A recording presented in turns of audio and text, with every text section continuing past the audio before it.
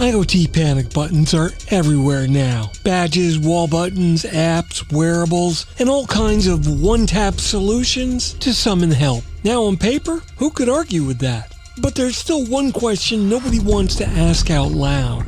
Are these panic buttons making us safer or just making it easier to trigger mass chaos faster? Because in the real world, a panic button can do two very different things.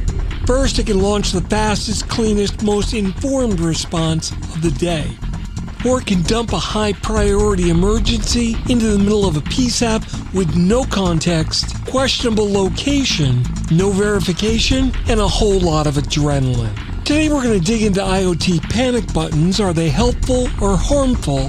What direct to 911 really means, why false activations aren't just annoying, and what questions that every PSAP, school district, hospital, and enterprise need to be asking before they buy their next shiny safety widget. That's coming up next on TiPS Today in Public Safety. Welcome to TiPS Today in Public Safety, your go-to podcast for today's breaking stories and public safety news. Here's your host, Fletch, with today's tips. Welcome to TiPS Today in Public Safety. This is Fletch. I'm a NEMA certified ENP, and every Monday, Wednesday, and Friday, I take on the most important and sometimes uncomfortable conversations around emergency communications. Now, today's topic makes folks a little uneasy because it sits right in the middle of good intentions and operational reality. You see, panic buttons have a simple promise. If something bad happens, push a button, help arrives fast. But emergency response isn't a DoorDash order. You don't just press 911 and get a perfectly packaged police response with fries and a body cam. So let's talk about what's real, what's hype, and what can go terribly wrong. What we mean by IoT panic buttons. Alright, first off, let's define the beast. When I say IoT panic button, I mean any device or app that can trigger an emergency alert that's outside of the traditional voice call to 911. So that includes wearable staff badges like schools, hospitals, and campuses, fixed panic buttons at front desks, teller lines, and admin offices, your typical phone apps with tap to alert, and smart devices with integrations that forward alerts into emergency workflows. And remember that the delivery path matters, so let's put panic buttons into one of these three buckets. The first is on-site only. An alert goes to security, an SRO, maybe a facilities team, or an internal operations center. The next bucket is third-party monitoring first. Here the alert goes to a monitoring center, and then they contact on-site responders or 911, or maybe both. And the next bucket is direct or near direct to 911. In these cases, the alert is routed to a PSAP or CAD workflow in some form, sometimes via a structured data interface. Now, each of these buckets can be valid, and each bucket can also be a disaster if it's deployed wrong. The case for panic buttons, because yes, there is one. Look, let's be fair, panic buttons exist for a reason. They work. They're real situations where speaking is impossible or just unsafe. Things like inactive violence or don't make noise scenarios. Domestic violence where the victims can't safely speak. Medical emergencies where the caller can't manage to speak coherently. Classrooms where seconds matter and the teacher can't lead the students to make a phone call. In theory, the panic button can do things like reduce time to the alert, provide a pre-registered identity or purpose, provide a location of where the device is located, trigger other internal safety actions and workflows like lockdowns, camera activation, and door access, and get responders moving faster. And if it's engineered properly, it can absolutely be a force multiplier. But the case against panic buttons, where the trouble starts. And this is the part that the brochures don't love to print, but absolutely exist. The first problem is that a panic button is often a context vacuum. It's just an alert, where a voice call brings the most valuable thing in an emergency response. And that's two-way interaction.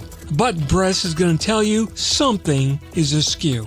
It may not tell you what's wrong, who's involved, whether it's still happening, whether it's confirmed, what resources are needed, and whether it's a prank, accident, or just misunderstanding. So here's the controversial question number 1. Are we just optimizing for speed at the expense of accuracy? Problem number 2. False activations aren't harmless. A false fire alarm empties a building. A false panic alarm can empty a police shift. If an errant system creates frequent high-priority dispatches, what you get is resource drain, call taker and dispatcher fatigue, reduced trust in future alerts, and in the worst cases, the boy who cried wolf syndrome. So controversial question number 2 is, if your panic button generates repeated false alerts, does it become a public safety risk on its own? Problem number 3. Direct to 911 can bypass the PSAP's normal controls. Some state laws require, and some solutions market, direct police notification, or one-tap to responders. But PSAPs exist for a very specific reason: triage, prioritization, coordination, verification, and resource management. So controversial question number 3 is, if a device can directly summon responders without a PSAP coordinating the event, who owns the liability when it goes sideways? Problem number 4. Location accuracy is everything, and it's not automatic. A large campus really isn't a location. A school isn't a location. A hospital is definitely not a location, nor is a multi-story building. A dispatchable location means building, floor, room, wing, entrance, and ideally, confidence that's right. So controversial question number 4 is, if your panic button can't deliver dispatchable location and do it reliably, is it really a safety system, or just a faster way to create confusion? The hidden issue: integration, governance, and cybersecurity. Now, this is where I get a little opinionated, but I promise to stay neutral. Panic buttons are data systems. Data systems require governance. So here are my logical operational questions that separate helpful from harmful. First, who validates the alert? Are we requiring a confirmation step? Is there a cancel within 10 seconds grace window? Is a second signal required, like a follow-up voice call, video verification, or some other word from on-site? Next, what's the dispatch policy? Does every panic alert get lights and siren? Does it generate a queue event that still requires call taker verification? And does it trigger internal security first? Then finally, what data is delivered, and can the PSAP actually use it? If the alert includes identity, location, floor plans, camera links, and medical notes, great. Panic alert from device 8472. Well, congratulations. You managed to reinvent confusion, and you burned a bunch of cash in the process. Unfortunately, you didn't save anyone. And don't forget cybersecurity. Can this device be spoofed? If that button press can be triggered remotely, cloned, replayed, or phished, well, you just created a brand new attack surface and pointed it at 911 operations. Are we building panic buttons fast enough to sell them, but not securely enough to trust them? Reality check. What PSAPs, schools, and enterprises need to ask before buying. Here's the reality check. If you're evaluating a panic button system, these are the questions that really matter. What exactly reaches the PSAP? A voice call, a CAT event, a data packet, or someone will call you? How do you determine location, and is it validated? Do you use Wi-Fi, Bluetooth low energy beacons, GPS, fixed mapping, registered rooms? Oh yeah, and what's the accuracy and failure mode? Next, what's the false activation rate, and how is it handled? And I mean operationally, not just our marketing says it's low. How do cancellations work, and are cancellations clearly labeled and trustworthy, or can they be spoofed? What's the training plan? And I'm talking about staff, administrators, as well as responders and PSAP personnel. Basically everyone who touches the system. What about integration? Does it integrate with existing standards-based workflows, or is this some proprietary island that we're going to regret later? How about the cyber posture? Authentication, encryption, logging, tamper resistance. And what about incident response when something does come up?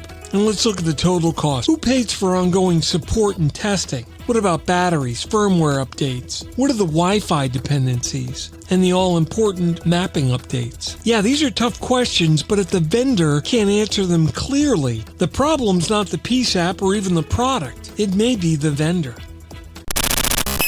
The bottom line. Helpful or harmful? It depends on design, policy, and discipline. Look, IoT panic buttons aren't automatically good or bad, but the one thing that we know is they are amplifiers. They're able to amplify speed if engineered and governed correctly, but they're also able to amplify chaos if you deploy them like a checkbox safety solution. Panic buttons can be life-saving when they deliver reliable location, provide actionable context, fit PSAP policy and workflow, tested regularly, have an agreed operational playbook, and are secured like critical infrastructure.